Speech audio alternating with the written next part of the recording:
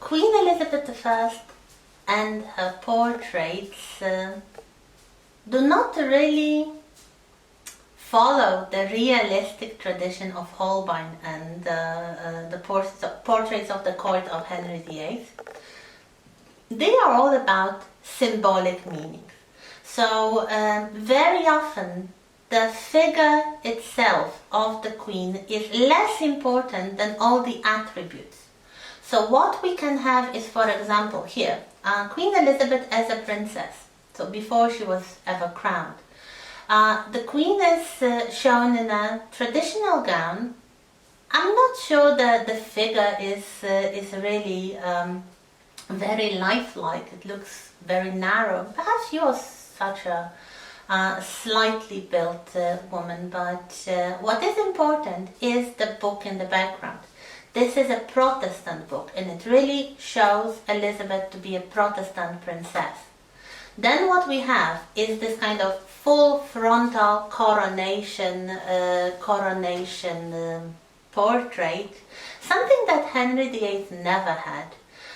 So the traditional, almost medieval way of portraying the monarch seated on the throne in full regalia. We have something like that for Elizabeth. Elizabeth was a very young woman, well, maybe not very young. She was in her early mid-20s when she got to the throne, and she needed some legitimization because of the scandals surrounding her mother, and then all the problems with her Protestant brother and Catholic sister, and this short episode with Jane Grey. So with a lot of turmoil and death really surrounding her, she needed to legitimize her position on the throne.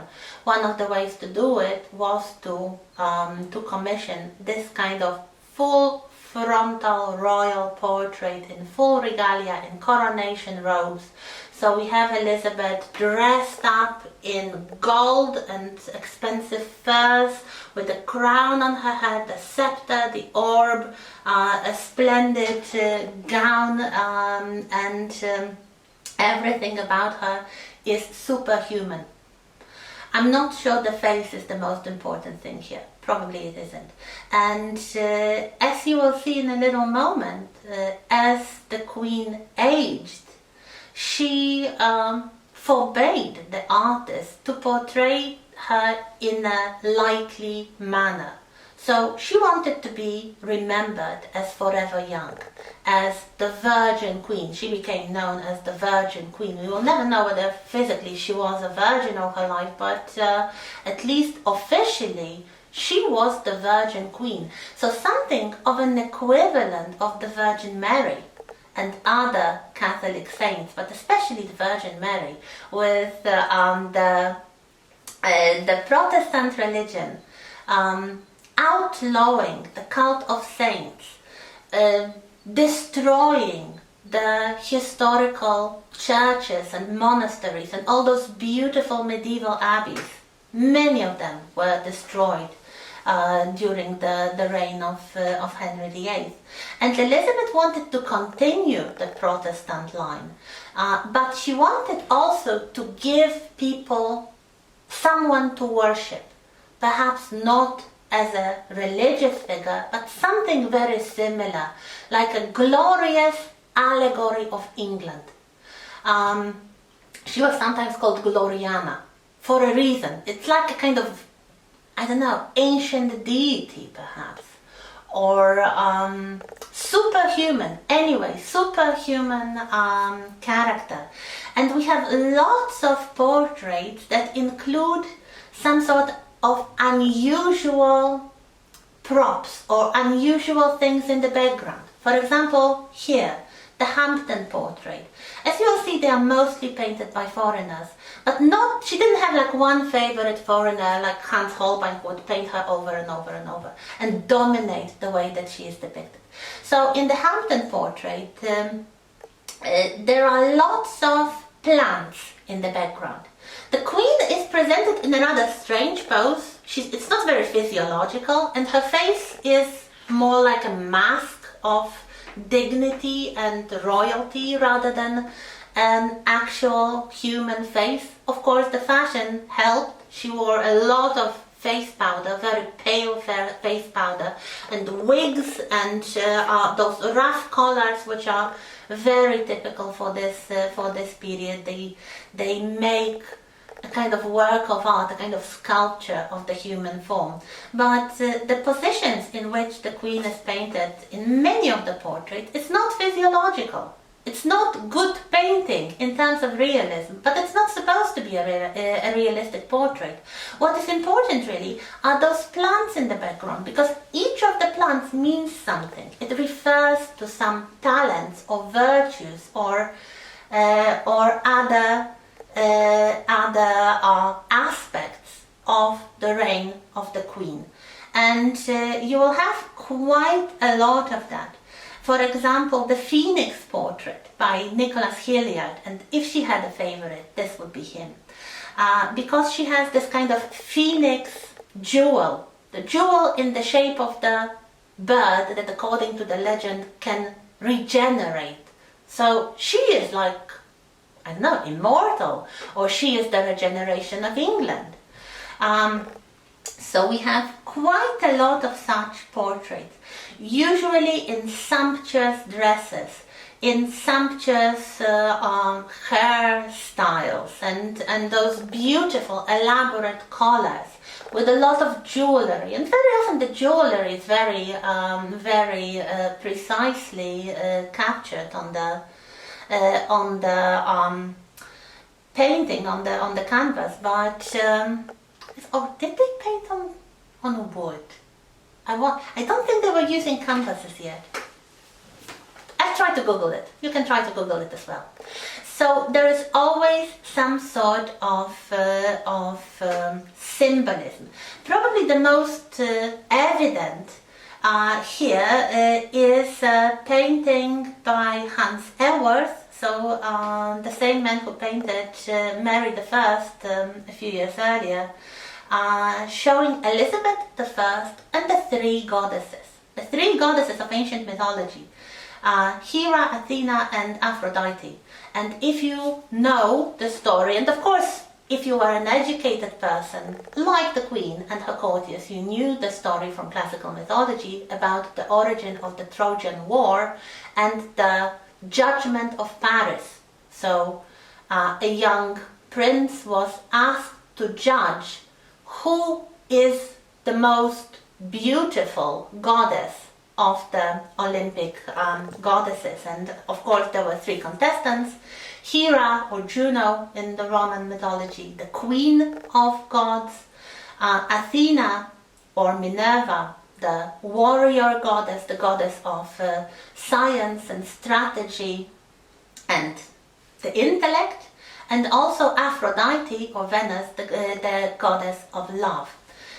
Paris gave his prize to Venus, and this was the origin of the Trojan War. And here we have the three goddesses giving way to Elizabeth I, who enters the scene from the side because she is more dignified and regal than Hera, she is a better military leader than Athena, and she is more beautiful and lovely than Aphrodite. So flattery, of course, but also a lot of evidence of the intellect and education of the queen and her courtiers. So they know classical mythology, they can make allusions to classical mythology, but of course what we have is Elizabeth I as a kind of super goddess. So she looks quite modest. She's wearing some sort of relatively simple dark dress, of course jewels, but she's not naked like Aphrodite. But then she puts all these goddesses to shame with her own virtues. So she's like the super goddess. And a few more portraits. Here we have a portrait called the Ermine portrait, with Elizabeth being accompanied by a little animal called the ermine. This was the animal whose fur was the most precious and was used for royal attire only, but also this animal was the symbol of virginity. So here we have the Virgin Queen.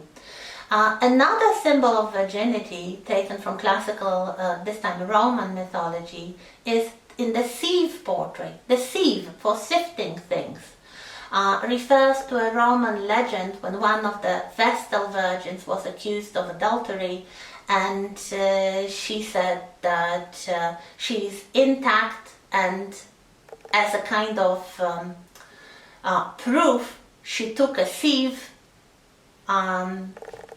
took some water from the river Tiber and carried the water in the sieve to the temple of Vesta to prove her virginity. So here we have Elizabeth, again with some courtiers in the background, but she's the most important person here, holding a sieve in her hand, which is a clear allusion to this legend and to the fact that, at least officially, Elizabeth was a permanent virgin. We have some more images of Elizabeth as a conqueror, as a strong military ruler. There is one very famous by George Gower called the Armada portrait, because Elizabeth is seated in the foreground, and in the background we have two windows. One shows the Spanish Armada sailing to conquer England, and in the other painting the Armada is scattered by the storm.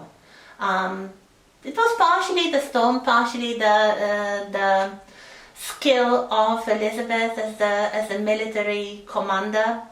So she was definitely attributed with the victory. And this is an interesting portrait because it also establishes something that will really remain very, very long-standing in royal portrait later on. The way to show the monarch without the crown, but the crown is resting on some table near the monarch. Very often there is a window in the background showing either just the lands of the monarch, or some important scene like here, the crushing of the Armada. Very often there is a column symbolizing the stability of the dynasty, the stability of the royal line, and the drapery, the curtain, usually in some sort of expensive fabric like velvet, showing the dignity and nobility of the monarch. So here we have this example. This is an early example of such convention that you will see many, many more times used for official portraiture. So the queen, she may have a little tiara, but the proper large crown is resting on the table beside her. Another portrait showing Elizabeth as a peace bringer, really, is the Ditchley portrait by another foreign artist. You don't have to name them all, really. Rather remember the names, the traditional names of the portraits. And here we have Elizabeth in this splendid gown, looking very symbolic. So it's not a physiological pose again, but she's standing on the map of England, and behind her we see the storm receding, even with the thunderbolt, and the good weather coming in. So it's like Elizabeth brings harmony and peace and even good weather to England. Another one that we see here shows Elizabeth being carried around. It's called the procession picture, because we see Elizabeth being carried around by her courtiers like a figure of the Madonna. So this is also a piece of royal propaganda, but the royal propaganda in case of Elizabeth is done through different means than it was in case of Henry VIII. And now to the favorite painter and why he is unusual. Nicholas Hilliard. He is unusual because he was not really a painter, he was a jewelry maker, and also a miniature maker. So most of his portraits are very small in scale.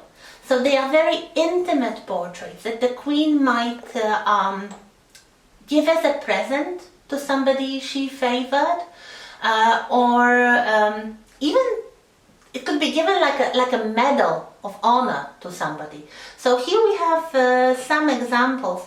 Here we have a miniature portrait of Queen Elizabeth painted by Nicholas Hilliard, and it's small. It's really small. If you watch the documentary, The Very English Renaissance, you'll see some images from the magnifying glass, showing the precision in which these were made. Another one is actually fitted into a jewel. So it's called the Drake jewel because apparently it was given to Drake, another of the great seafarers and heroes and explorers of this period. And this is a medal, this is a medallion, which uses, of course, beautiful gold and precious stone ornament, and this kind of flap covered by an ancient cameo, and inside we have the miniature portrait of Queen Elizabeth. So Sir Walter Drake was given this as a medal, as an order really, to wear in pride by the Queen. Of course, Hilliard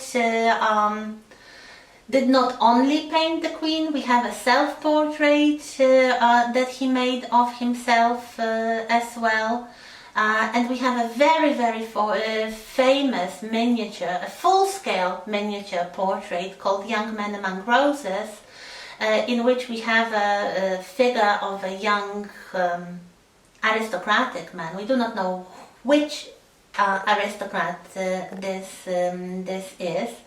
But again, we have a bit of mystery because there are some symbols that suggest that this young man is in love, and the person that he loves is none other but Queen Elizabeth herself, who by that time would be significantly older, probably 2 generations older than himself, but still she could inspire probably ambitious young courtiers to commission such images. It's one of the beautiful Elizabethan portraits in general.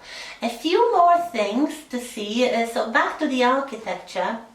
I showed you the image of Elizabeth being carried in procession, and this was done sometimes during the so-called royal progresses. So the Queen would visit her courtiers in their own palaces to economize. So they would have to pay the money to feed her and entertain her, and basically many of the courtiers liked it. Some didn't. Those who were more economical with the money, they sometimes even tried to run away before the Queen arrived. The case of a courtier who actually built a house, built a palace to host the Queen is here in Burghley House. So as you can see, a beautiful palace with a lot of turrets, with a lot of chimneys, which were very fashionable then, and a lot of windows. And I guess this one was called Burghley Hall, more glass than wall, and he spent a lot of money on that, and she never came. So poor man, really. So as you can see, the red brick becomes more commonplace now. It is used by some people, but it's no longer so fashionable as it was in the early years of Henry VIII's reign. We still have some houses like Hartington Hall in Worcestershire, built of red brick, but it's a bit dingy. Actually this house houses something quite interesting, namely a priest hall, so a special hiding place. And such things were popular in houses belonging to Catholic aristocrats who still continued to support the Catholic cause and sometimes even hid the Catholic priests from the Queen's or King's, Henry VIII's men. In the countryside, we still have half timbering. It could be something quite modest, like a school, King Edward VI Grammar School in Stratford-upon-Avon. I think it was attended briefly by Shakespeare himself. So that's what we have, a traditional half-timbered houses, so in this late medieval style that you may remember. Or sometimes this thing was put to great use, like this noble, well, not aristocratic, but still noble house of Little Moreton Hall in Cheshire, with this beautiful multi-story half-timbered house and a matching knot garden. Knot garden was with the point was to have those decorative hedges developed in the ornamental geometric patterns. Other people lived in cottages, those who were slightly less wealthy but still comfortably off, like we have the surviving cottage in Stratford-upon-Avon that used to belong to Anne Hathaway, that is Shakespeare's wife, and her family. So half-timbered cottage with thatched roof, with a beautiful country garden. So we have the beginning of a tradition that will also be more noble later on. And of course the Globe Theatre. Here we have an image. The reconstruction also exists in London, but originally it was a half-timbered house. So many houses in the cities were still using a lot of wood. That is why in 1666 the fire will be so devastating. Another interesting piece of architecture, it's called Rushton Triangular Lodge in Northamptonshire, and it's a triangular garden pavilion with a lot of symbols crammed into its design.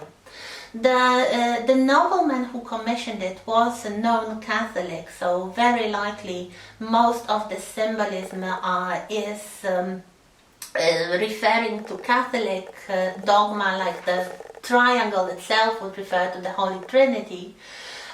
There are some explanations adding more complexity to this design with more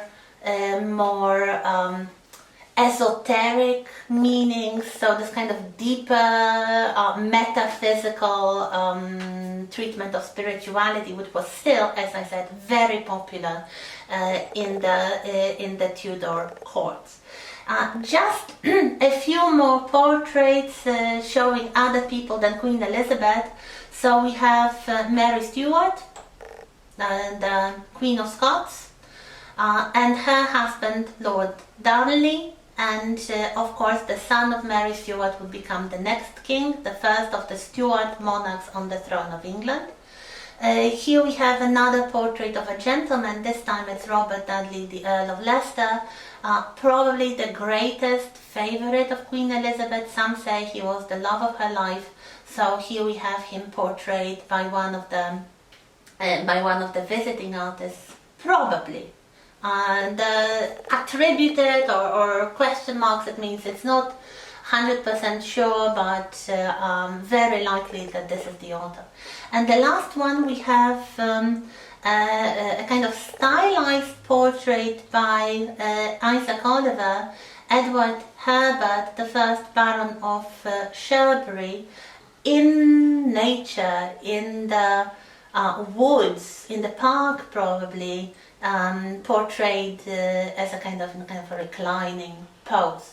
So next week we continue with the Stuarts, and that's it for this week. Thank you.